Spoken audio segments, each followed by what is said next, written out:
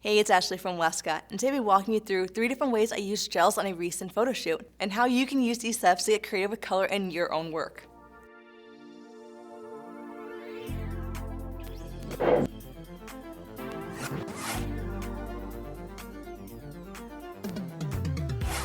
Before we jump into the different lighting setups, it's important to understand how gels work and how they interact with light. Since you're working with colored light, precision really matters, because you can see exactly what each light is doing in the scene. It means you need to be intentional with your lighting placement and keep an eye on spill and pay close attention to how your colors are blending. But honestly, that's where the fun and creativity really comes in. One of the biggest things to understand about gels is that every gel behaves differently. The thicker the gel, the more vibrant the color, but the more output you're going to lose. And you can control the intensity of the color just by adjusting the strobe's output. The higher the power, the brighter and lighter the color will appear. But if you crank it up too much, you could risk blowing out the color completely, and it starts to look more like white light instead of a rich hue. So it's always a good idea to test your gels before your shoot, so you know exactly how each one will look in camera. Everything I'm covering in this video can be applied to traditional gel sheets, but for this video, I'm using Westcott's Vivid Flexi Gels. These are flexible gels designed to slide right onto the glass dome of flashes in the FJ wireless system, including the FJ400 and FJ800. They make it so much easier to gel lights inside of large modifiers, which can be a pain with standard gel sheets. And they can give you super clean, even color. Alright, let's kick things off with the first lighting setup. For this one, I wanted to create a monochromatic look. That basically means everything in the shot shares the same color tones. It's a super effective way to create a stylized, cohesive image, and completely change the mood of your portrait. So let's talk about the main light. I used an FJ400 paired with an optical spot with a 150mm lens. That combo gives me a super focused hard beam of light, kind of like a spotlight. It's crisp, dramatic, and really pulls your attention to the subject. Now this is the only light in the setup that does not have a gel, and I did that on purpose. I wanted to keep my skin tones on the subject clean and accurate, so I did not want to gel this light at all. Next, I added a fill light to bring in some shadow detail, but I didn't want it to be neutral, I wanted to add color. So I grabbed a 53-inch deep umbrella, which gave me a nice broad spread of light, and added the vivid blue flexi gel onto it. This gave me a nice wash of color over the entire scene, especially in the shadows. Since the main light was tight on her face, this blue fills in everywhere else, giving the entire look a cool tone look. And additionally, if I wanted to in post, I could even cool it down even more. Using colored fill light is honestly one of my favorite ways to introduce color into a scene. It's a technique I use all of the time, rather than just adding a hint of color to the shadows, or like this when I'm tinting the whole entire scene. To add some separation and interest to the image, I boomed a hair light behind my subject. I used that same vivid blue flexi gel to stay in that monochromatic theme. This light helps highlight her head and shoulders and makes her pop out from the backdrop.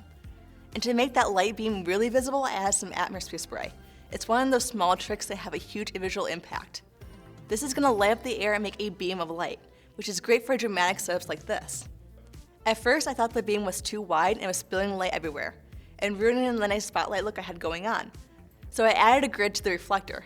This lets me control the beam of light and narrowing it down just enough to highlight her hair and add some atmosphere, without having the lens flare or lighten the whole entire scene. And finally, I added a 4th light to the backdrop and gelled it with the same vivid blue flexi gel. And to make sure the light spread evenly across the backdrop without creating any hot spots, I used a Rapid Box Switch 1x3 softbox. I added this extra light because I didn't want the backdrop to go completely black. I wanted it to match the rest of the scene and carry that same tone across the whole image. This gave me full control over how deep or bright I wanted that blue to be in the background. Now you might be thinking, with all this blue light bouncing around, how are her skin tones still looking natural and not blue? Here's the trick. The white light from the optical spot is actually much brighter than the gel lighting. That intense white light overpowers the blue fill, but only in a small focus area, thanks to the optical spot. Because the beam from the optical spot is so tight, I have to be super mindful of where my model is standing. If she shifts too far forward or too far back, she'll step out of that clean light into the blue light, which creates a mixed lighting and completely changes the look I'm going for. So to keep things consistent, I marked a spot on the floor just to make sure she stayed exactly where she needed to be the whole entire time. For the next look, I wanted to create something a little bit softer but still colorful and stylized.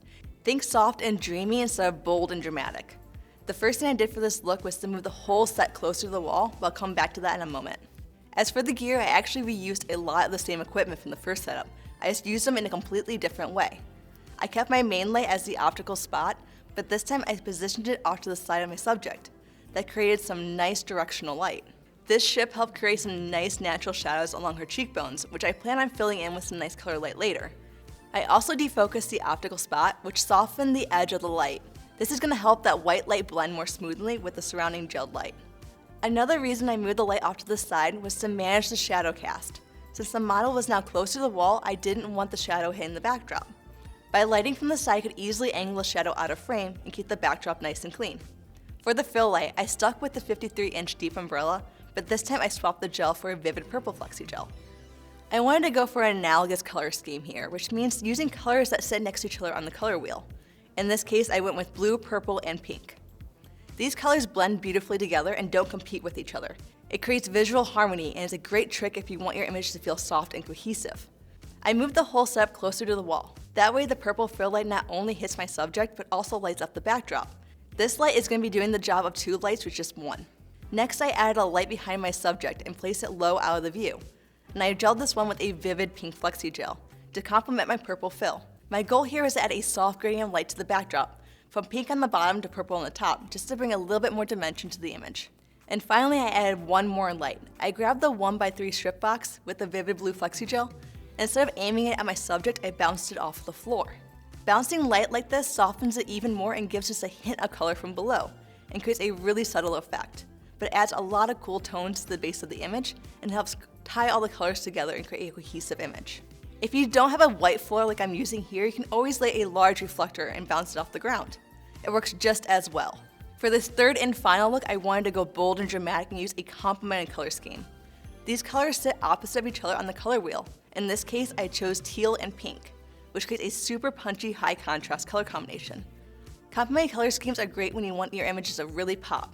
They create a lot of visual impact and tension with contrast, which is exactly what I'm looking for this shot. My main light was an FG400 modified with a Rapid Box Beauty Dish switch, and I gelled it with a vivid teal flexi gel. I placed it high above my subject and angled it down. So I wanted this light to be directional, that way the colors do not mix too much but still soft. So for me, the Beauty Dish is perfect for this. By keeping this light high above my subject, I was able to create deep shadows on my subject's face. This makes it so the colors do not mix and I get dynamic color separation. For the fill light, I used a 1x3 Rapid Box switch, and just like the last time, I bounced it off the floor. And I gelled this with a vivid pink flexi gel. By bouncing it off the floor, it did 2 things. I kept the brightest pink tones lower in the frame, where the teal light would be the darkest. 2, it created a soft, subtle color lift that didn't overpower the main light too much. So it still brought a lot of character to the image and tied everything together. So for the third light, I added another 1x3 Rapid Box switch to the backdrop and gelled this with a vivid pink flexi gel. This added a bright pink axis behind my subject, which really helped the main teal light pop and help draw your attention to the subject. It's a simple trick, but a little bit of pink light in the backdrop really helps enhance the contrast and makes it so that teal light really pops out. Finally, I added one more light, but this one was all about the subtle details. I used a snoot with another vivid teal flexi gel and aimed it low, right at the bottom of my subject's dress. The dress was reflective, and I wanted just a touch of that teal light to go further in the frame and hit that dress. This was a small touch, but made a big difference in the overall balance of the image. Once I had my safety shot locked in, I decided to have a little fun with the setup. Since the dress was reflective and covered in sequins, I knew I'd be able to get some really cool light trails if I dragged the shutter. So for this technique, I would usually use a constant light. I didn't have time to set up constant lights, so instead I turned the modeling lamp on of just a couple of my strobes. The ones that were lighting lower in the frame, the pink fill and the teal snoot. I then dropped my shutter speed to 2 seconds, which gave the modeling lamps enough time to register in the exposure and create light trails. From there, I experimented with subtle camera movements and had my model move slightly just to catch those reflections. It was a super quick and fun way to add some movement and energy into the images. Another bonus to doing a fully gelled setup is you can have a lot of fun in post-processing. Since there is no correct or expected color, you can have a lot of flexibility to refine or even shift the colors later. By changing the white balance or isolating each color, it gives you a ton of creative control in the editing process. We started with a monochromatic look using a single color tone to create a dramatic yet cohesive image. We then moved into something softer with an analogous color scheme, blending blues and purples and pinks for a dreamy vibe. And finally, we cranked up the contrast with complementary colors, using teal and pink for a bold, high-impact look. Hopefully this has given you some inspiration and a few new techniques to try out in your studio work. Remember, practice and experimentation are key when it comes to working with gels. The more you play around, the more you gain, and the more your lighting skills will grow. Let me know in the comments below which of these looks was your favorite, and as always, thank you for watching.